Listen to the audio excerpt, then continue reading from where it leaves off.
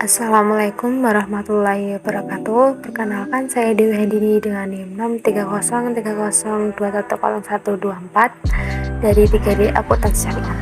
Nah, pada kesempatan ini dengan tujuan memenuhi tugas keuangan menengah dengan materi pengambilan keputusan investasi. Langsung saja ke topik pembahasan yang pertama. Nah, apa sih keputusan investasi itu? Menurut Purnamasari, keputusan investasi adalah keputusan yang menyangkut pengalokasian dana baik dari dalam maupun luar perusahaan ke dalam berbagai bentuk investasi. Keputusan investasi juga bisa diartikan sebagai sebuah proses pemilihan satu atau lebih alternatif investasi yang dinilai lebih menguntungkan dari sejumlah alternatif lainnya. Dasar pengambilan keputusan investasi ada dua, yaitu return dan juga resiko. Return atau tingkat perolehan laba jelas menjadi alasan utama di balik penanaman modal yang dilakukan oleh investor. Mereka tentu mengharapkan dana yang dialokasikannya dapat memberinya laba dalam jangka. Resiko berkaitan dengan kerugian yang akan dialami oleh investor yang mana biasanya dipengaruhi oleh berbagai faktor dan terjadi secara tidak terduga. Namun, resiko kerugian ini juga bisa terjadi karena strategi yang tidak matang dan kesalahan pada saat proses kalkulasi atau analisis. Jenis investasi. Yang pertama ada investasi properti.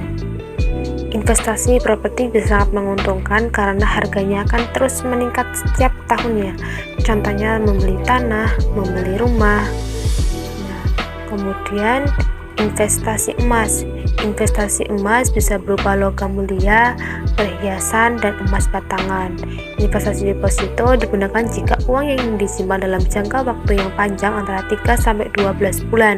Deposito berjangka, sertifikat deposito, deposito on call.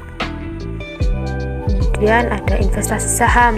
Saham adalah tanda kepemilikan dalam suatu perusahaan. Jika semakin tinggi risiko suatu saham, maka semakin tinggi pula keuntungan yang didapatkan. Nah, ada juga investasi reksadana. Reksadana adalah sebuah instrumen investasi di mana dana dari beberapa investor dikumpulkan menjadi satu untuk kemudian diinvestasikan ke instrumen-instrumen investasi yang ada di pasar modal. Peer-to-peer lending. Pada dasarnya, Anda meminjamkan sejumlah uang kepada pihak yang membutuhkan, baik itu individu maupun badan usaha. Sama seperti pinjaman dari bank, return jenis ini berasal dari bunga pinjaman yang telah disepakati bersama. Sifat investasi dibagi menjadi dua, yaitu independent project dan mutually exclusive project. Independent project, sifat yang satu ini yakni ketika mengambil keputusan untuk melakukan penanaman modal pada suatu entitas usaha di mana akan menjadi tepat sasaran. Alasannya dapat datang dari kegiatan untuk menerapkan proyek perusahaan yang sudah dirancang sedemikian rupa. Yang kedua, mutually exclusive project. Sifat ini bisa memberikan keputusan untuk menjalankan investasi menjadi lebih selektif lagi, karena persoalannya dari fungsi proyek yang sama antara investor satu dengan yang lainnya.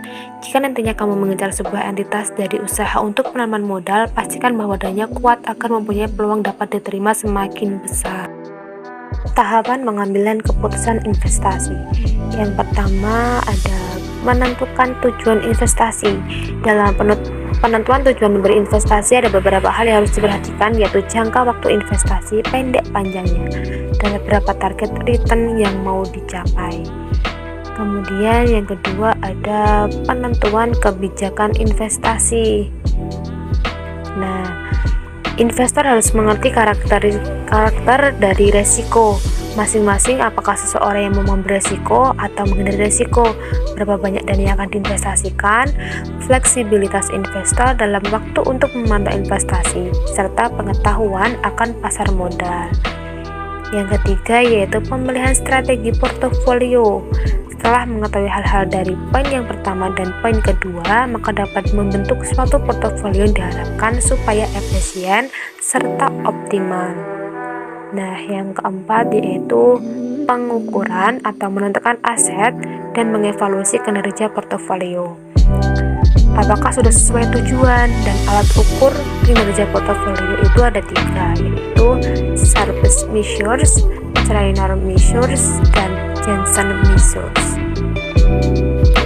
Nah, kemudian ada metode penilaian investasi.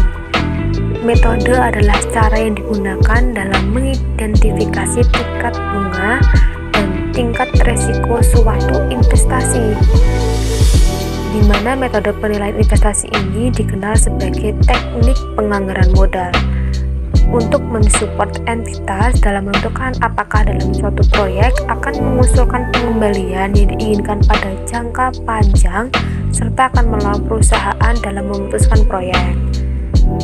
Nah, ini ada 3 metode penilaian investasi.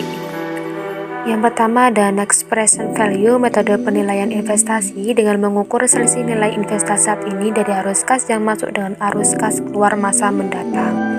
Payback Period atau PP, metode penilaian investasi untuk menghitung waktu yang dibutuhkan untuk mengembalikan modal awal investasi. Yang ketiga, Internal Rate of Return, metode penilaian investasi yang menghitung tingkat bunga suatu investasi.